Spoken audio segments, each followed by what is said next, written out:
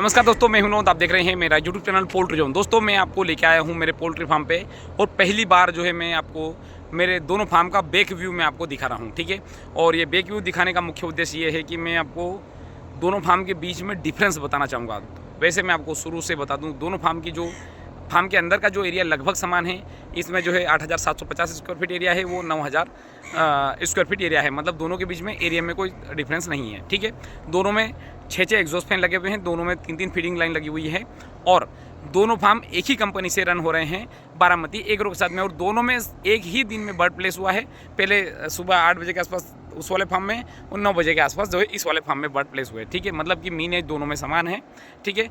किंतु मैं यहाँ पे जो एग्जॉस्ट फैन का जो चलने का जो रेशो है वो दोनों फार्म में अलग अलग दिख रहा है। जैसे कि वो मेरी जो उंगली दिख रही है आपको, दो वाला जो एग्जॉस्ट फार्म है उसमें 5 एग्जॉस्ट फैन चल रहे हैं और ये वाला जो फार्म है इसमें मात्र 2 एग्जॉस्ट फैन चल रहे हैं। तो इनके चूँकि अब मीनेज समान है, तापमान भी दोनों को रिक्वायरमेंट भी समान है और फार्म के बाहर का भी तापमान समान है।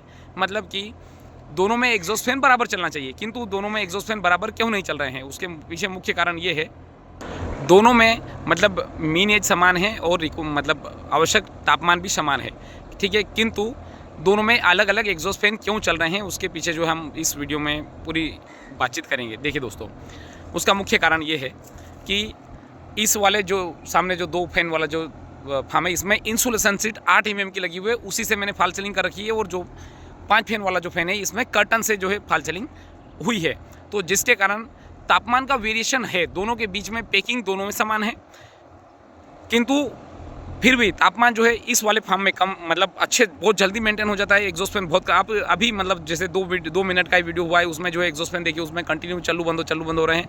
किंतु एग्जॉस्ट फैन इसमें 3 ही एग्जॉस्ट फैन चल रहे हैं, टेम्परेचर वाले फैन चल ही नहीं रहे हैं। टेम्परेचर जो इंसुलेशन सीट बढ़ने नहीं दे रही। मतलब इस वीडियो को बनाने का जो मेरा मुख्य उद्देश्य ये है कि पहले तो मैं अब ये भी चीज़ बता दूँ कि मैं जहाँ पर खड़ा हूँ, कम से कम मैं एग्जॉस्ट फैन से करीब 60 फीट की दूरी पे खड़ा हूँ और 60 फीट की दूरी तक जो है मुझे हवा लग रही है। मतलब कि अगर किसी का फार्म या किसी दूसरे मतलब एग्जॉस्ट फैन के आगे किसी के दूसरे का खेत अगर लग रहा है तो कम से कम 50 से 60 फीट की दूरी होना चाहिए। और यहाँ से मैं ये भी बता दूँ कि यहाँ से अगर मान लो आपको दिख रहा हो कहीं पे मंदिर वगैरह दिख रहा हो, मतलब यहाँ से जहाँ से पे मेरा फार्म है, यहाँ से मेरे गाँव की दूरी एग्जैक्ट अगर मैं बताऊँ तो 700 मीटर के आसपास जो है मेरे गांव की दूरी है मेरे दोनों फार्म से, ठीक है। तो मतलब मेरे गांव में कभी भी मुझे इन फार्म का स्मेल नहीं आया और 50 से 60 फीट दूरी तक जो इनकी हवा लगती है। और स्मेल अगर बारिश में अगर मैक्सिमम भी अगर जाती है तो 100 फीट के आसपास जो है हवा गई है, मतलब स्मेल गई है। अच्छा, दोनों में मैं एक चीज़ और बता दूं, ये वाले जो फ़ैन हैं ये सेंट्रीफ्यूगल फ़ैन है। सेंट्रीफ्यूगल ये फ़ैन इसलिए हम बोलेंगे या फिर हम इसको पुश पुल बोलेंगे। जैसे जो ब्लेड है, ब्लेड के सामने एक सिस्टम लगा हुआ रहता है, उसी से जो इसके फार्म के जो फैन है इसकी शटर जो है ऑन और ऑफ होती है। मतलब जैसे ये घूमना बंद हो जाएगा तो शटर ऑफ हो जाएगी। और इस फैन को हम बोलेंगे हैमर वाला फैन, क्योंकि यहाँ पे जो है शटर जो ऑन ऑफ इस हैमर के थ्रू होती है। देखिए ये हैमर अगर पीछे चला जाएगा शटर बंद हो जाएगी, तो ये इस फैन को हम बोलेंगे मतलब हैमर ऑपरेटेड फैन, हैमर से जो शटर को ऑन ऑफ होना। दोनों फार्म में 80 फीट कूलिंग पैड लगे हुए हैं। यहाँ पे भी 40 फीट इधर, 40 फीट उधर की साइड में कूलिंग पैड लगे हुए हैं। उस फार्म में भी 40 फीट इधर, 40 फीट उधर कूलिंग पैड लगे हुए हैं। दोनों फार्म को जो मैं एक ही जनरेटर से रन कर रहा हूँ, एक ही मेरा सप्लाई का कनेक्शन है, यहीं से जो मेरा रन होता है, ठीक है। यहाँ पे एक चेंज ओवर लगा रखा है।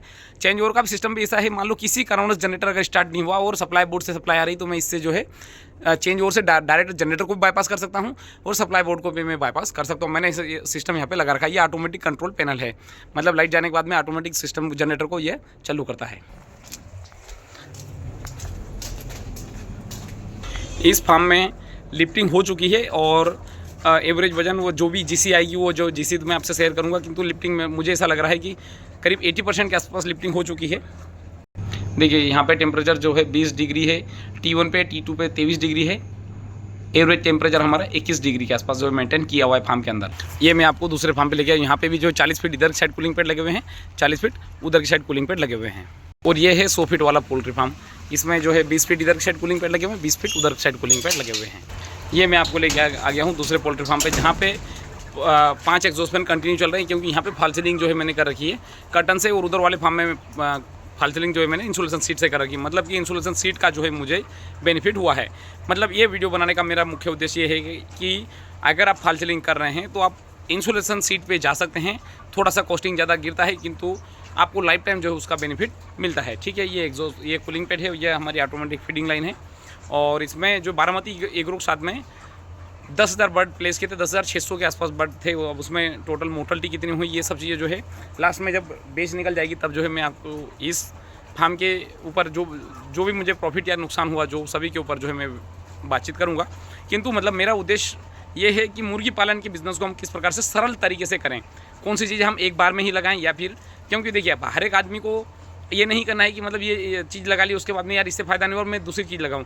पहली बार में ही जो है अगर मान लो आपको सही जानकारी मिल जाए तो, चूँकि अब मुझे ये सब जानकारी जिस प्रकार से मैं काम करते जा रहा हूँ मुझे उस प्रकार से जानकारी मिलती जा रही है और उस प्रकार से जो मैं आपको सभी को शेयर करते जा रहा हूँ। जैसे कि मैंने फॉल सीलिंग कब की थी, बरसात में, चूँकि पहले जब फार्म बने हुए थे तब फॉल सीलिंग कर्टन से ही किया हुआ था। ठीक है, तो हुआ क्या था, इंसुलेशन सीट तो लगी हुई नहीं थी, तो हम कंपेयर नहीं कर पा रहे थे कि इंसुलेशन सीट में फ़ायदा है कि कर्टन में फ़ायदा। मेरे पास में नए कर्टन थे तो मैंने नए कर्टन लगा लिए, किंतु जब कर्टन से जब हमने गर्मी, चूँकि अब ठंड और बरसात तो ऐसे ही निकल गई, उसमें कोई विशेष आवश्यकता नहीं पड़ी हमें, मतलब टेम्परेचर मेंटेन की। अब जब टेम्परेचर मेंटेन की बारी आई, जब मार्च एंड जब आया तब समझ में आया कि इंसुलेशन सीट कर्टन की तुलना में बेस्ट है। तो मतलब इस वीडियो को बनाने का जो मेरा मुख्य उद्देश्य ये है कि आप जो है अगर फॉल सीलिंग कर रहे हैं तो कर्टन की तुलना में आप जो है इंसुलेशन सीट पे जा सकते हैं। कॉस्टिंग ज़्यादा है किंतु परफॉर्मेंस भी उसका कर्टन की तुलना में अच्छा है। ठीक है, और दोस्तों अभी मैं बता दूं कि बारामती एग्रो साथ में एक फार्म में लगभग आज फाइनल लिफ्टिंग हो जाएगी, दूसरे उसके बाद में ये वाले फार्म और ये वाले फार्म में लिफ्टिंग होगी। इसके आगे भी एक मेरे मित्र का फार्म बना हुआ है, उसके बाद में उस वाले फार्म पे लिफ्टिंग होगी। जो भी परफॉर्मेंस आएगा, जो एक्चुअल जो जीसी बन के आएगी, कितना खर्चा हुआ, इन सभी बातों के ऊपर जो है मैं वीडियो बना के आपको बताऊँगा कि मुर्गी पालन में क्या इन्वेस्टमेंट करना चाहिए या नहीं, अगर करना चाहिए तो किस प्रकार से, और इसी फार्म बनाए तो किस प्रकार से, और इसी फार्म बनाने के बाद में भी क्या आपको फ़ायदा मिल रहा है या नहीं, इन सभी बातों के ऊपर जो बातचीत हम करेंगे। तो दोस्तों इसी के साथ मैं वीडियो समाप्त करना चाहूँगा। धन्यवाद।